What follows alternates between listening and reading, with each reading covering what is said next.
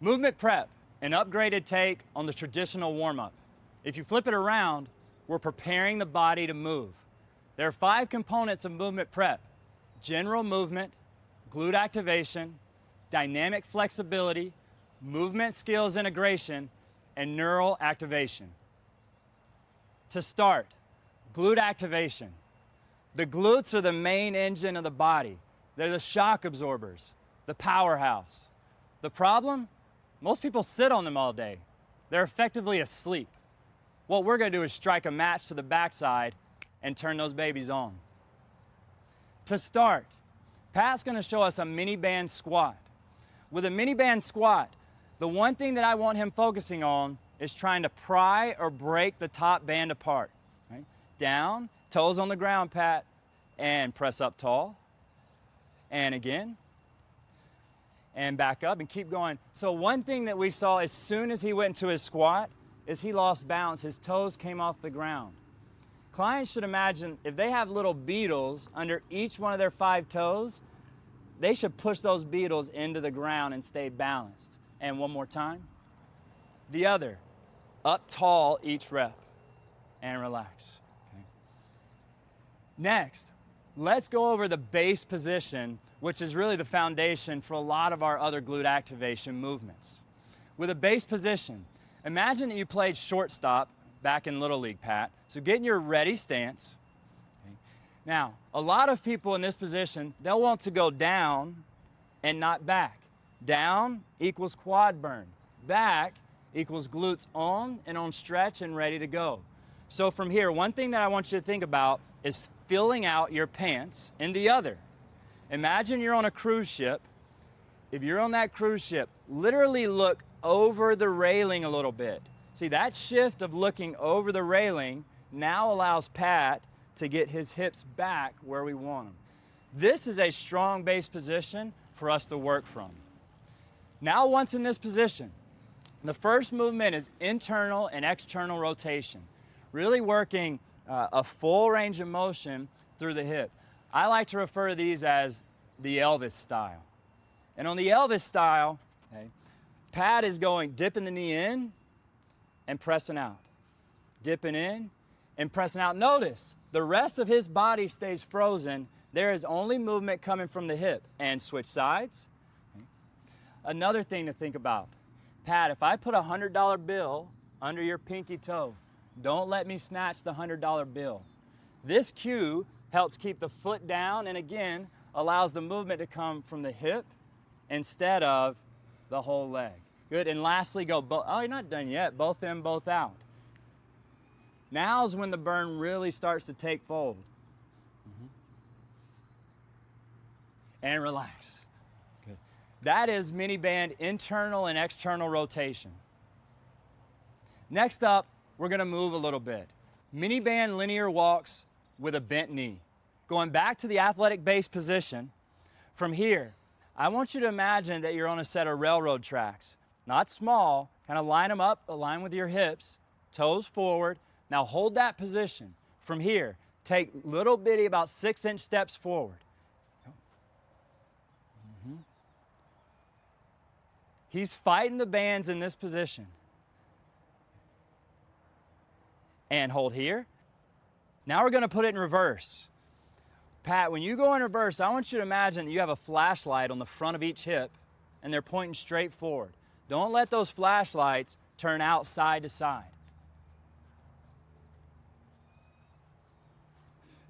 Good alignment. Look at the tension that he's keeping on those bands. Now, did you see right there at the end?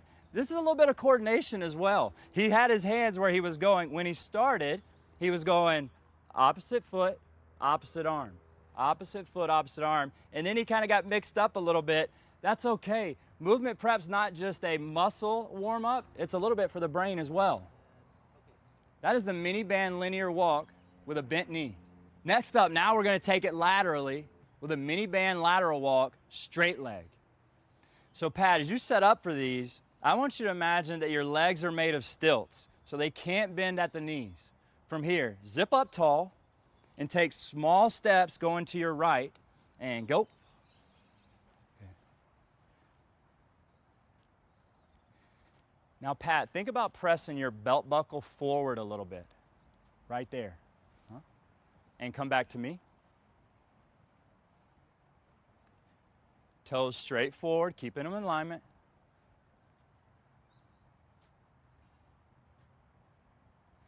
Now, one of the cues I gave Pat there was to press his belt buckle forward. A lot of times what you'll see with this straight leg walk is people's hips kind of get behind their shoulders. Instead, zip up so we have alignment between hip, ribs, and shoulders, and now we're moving in alignment. That is the miniband lateral walk, straight leg. Miniband lateral walk with a bent leg now. So we're back into an athletic base position. And Pat, you can turn and face this way. Okay. Now, one of the things that most people do on this lateral walk is they think about like making big, gigantic steps. Pat, I want you to think about stepping over the width and the height of an iPhone, right? Width and height. So he's athletic base. From here, small steps, width and height. Keep looking over the railing, shoulders over the toes, yeah. Good. And relax. Good. Now, going back, look at the amount of tension he has on these bands. Right? If he breaks a band, he gets a prize. Good. Right about now is when he should feel his glutes start to set on fire. And relax. One of the tendencies on that lateral walk is for people to start letting their ruby red slippers clack together. Keep spacing between the feet, step over the height and the width of an iPhone. The second portion of movement prep is dynamic flexibility.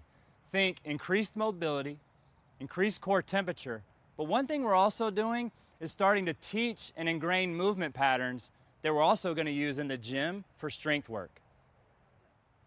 First up is hand walks.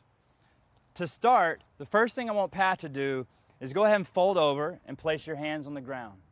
From here, take little baby catwalk steps out, one at a time,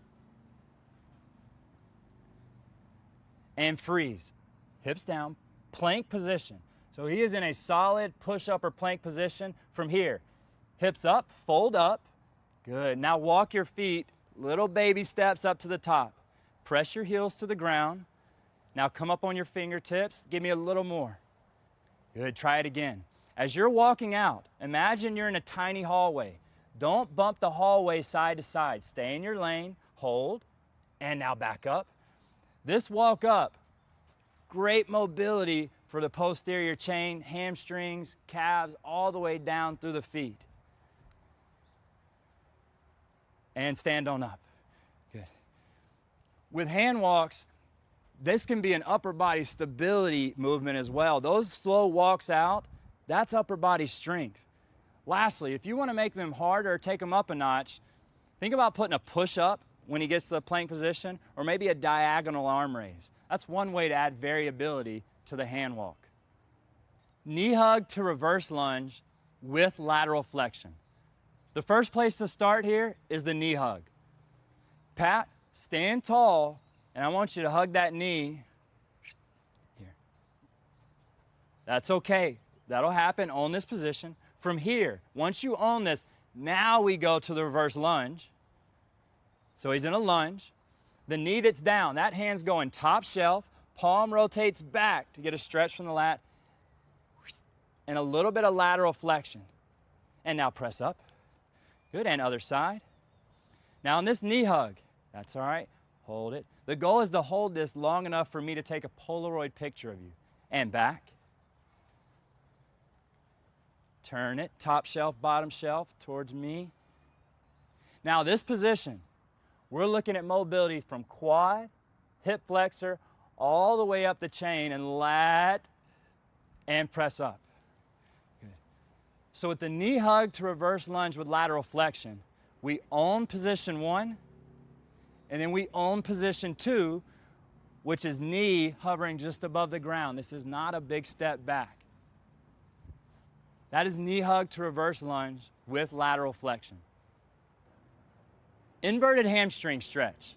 Single leg stability while hinging through the hip. One of the first things to get across is this isn't movement through the back. It's not just a bend over. It is a movement through the hips. One analogy we use to get that across is imagine a pig on a spit. Take that spit, run it through your hips left to right. That is where we're rotating. From here, Pat's gonna start on one leg, hands out to the side for a little bit of postural cue, and now move through your hips. From here, he's straight line from head to heel, push back, back, back, back, hello, and come on up. Same leg again. Another thing to note, his upper body and lower body effectively seesaw together, and come on up. It's almost as if a board was attached from his head, running down his back to his back leg. They stay as one piece. The last thing on this, no stiff bottom leg or no flamingo, as we like to call it. A little bit of spring in the knee allows movement through the hips, which will be a cleaner pattern on this inverted hamstring stretch. Forward lunge, elbow to instep.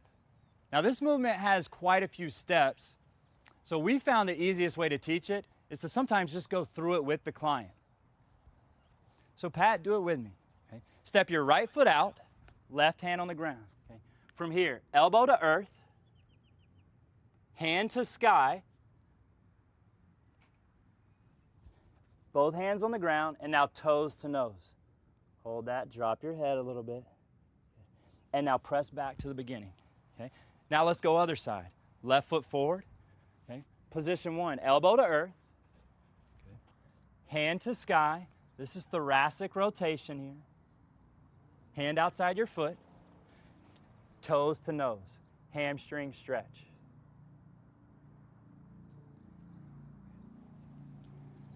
Sometimes we endearingly refer to this as the world's greatest stretch. It's not just one thing that we are stretching or mobilizing. We're getting hips and upper body with a thoracic rotation. That is a forward lunge, elbow to instep. Lateral lunge to drop lunge, getting away from front to back and now moving side to side or internal and external hip. Pat starts this movement feet together. Lunge out, laterally. Now notice here, he's sitting back into the hip and look at that off leg, straight as an arrow. From here, sweep back and around. And now he is sitting, yeah, that's a tough one, into this drop lunge. And now come back up. Again, lunge, out to lateral lunge. And then sweep through. Now in that sweep through, it's about a foot back and a foot over on the drop lunge. Now notice this movement isn't just one thing, it is a lateral and a drop lunge. Two common errors. One, on the lateral lunge, we'll see a gigantic step. It doesn't need to be that big. If we have a laser on the hip, the knee, and the ankle, those lasers should be in a plumb line, straight down. And then on the drop lunge, if we have two flashlights on the hips, those flashlights should effectively be pointed straight forward. When we rotate and square off the hips into the drop lunge, that gets external hip rotators, which is what we're looking for. Lateral lunge to drop lunge. Sumo squat stretch, ingraining the hip hinge and also working hip mobility. To start, Pat's gonna step on two 5-pound plates to elevate his heels. Number one, hands in the hips, hinge back. Whoa, toes on the ground, Pat. Number two, grab underneath those toes, pull yourself underneath. Now one of the cues we like is no turtle shell, so he's opening up. Neutral spine, and notice his gaze is straight forward as to not crank his neck too much. Now reverse course, continue holding on, stretch, and then stand up tall. And again, hinge back, hinge, under the toes, pull underneath. Another thing to note, his arms are straight and his elbows are effectively prying his knees apart. That is hip mobility. And now reverse course, hold, and stand. One of the things to note is we elevated his heels, and what that does is affords him a bit more ankle mobility. So if you have clients that can get down into a neutral spine position here, there's no need to elevate heels. But if they need extra mobility, we'll just slip a 5-pound plate or elevate their heels. That is a sumo squat stretch. We'll start movement skills integration with a pillar march. With the pillar march, Pat, stay right where you're at in place, and let's go with a high knee march. Now, don't forget about your arms. Exactly. This is the coordination part that I'm talking about. A lot of times, we'll see a client beat the drums. Actively punch your elbows back. Good. Knees should be high, hip height. And now I want to hear his foot snap into the ground. And forward, go. And relax. Good. That is pillar marching with intent. Now we're moving from pillar march to a pillar skip. Now sometimes we get clients who have forgotten how to skip. It's probably been a while. Here's one way to teach it. Pat, start, hop on one leg, up and down. And switch, and switch, and switch, switch, switch, knees up. Now put a little force into the ground. Pop, pop, pop, stay tall. And forward, go.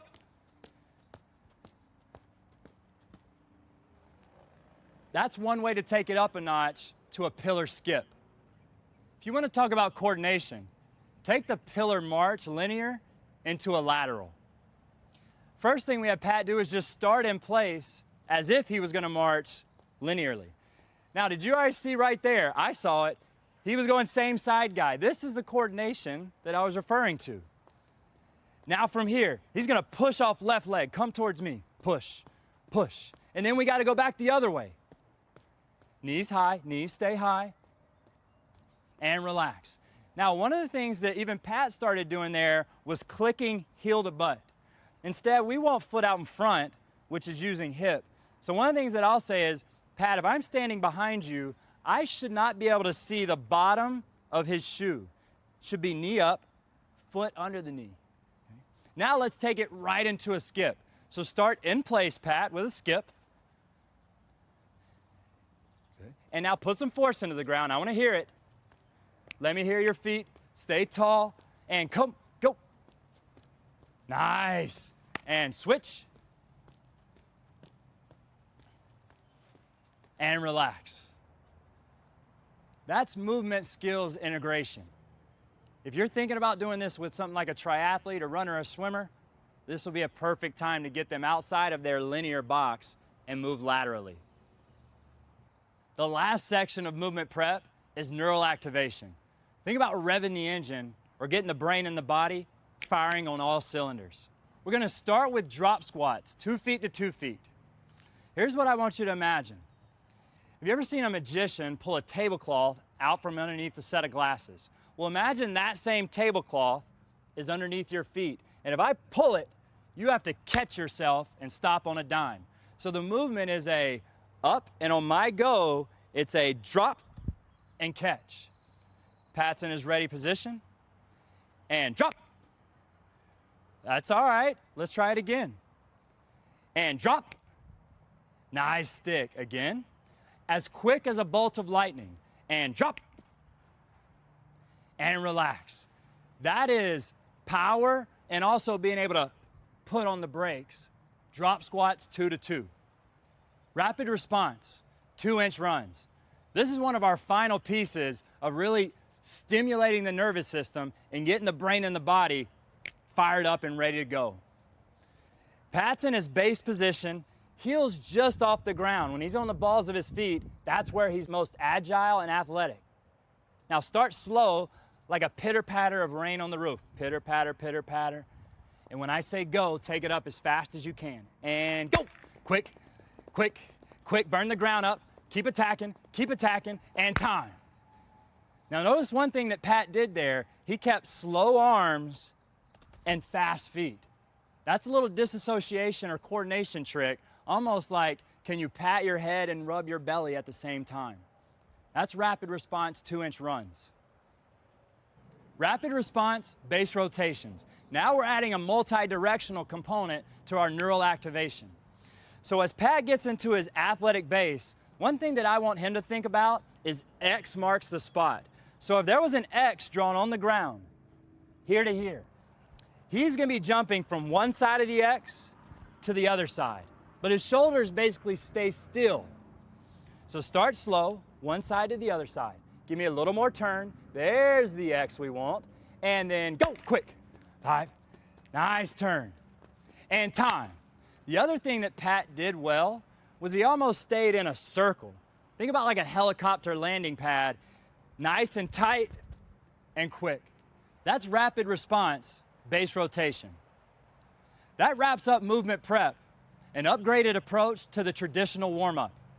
To recap, we started with glute activation and different mini-band walks.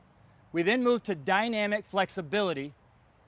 We moved to movement skills integration with pillar marching and skipping. And lastly, we revved the engine with neural activation. That is movement preparation.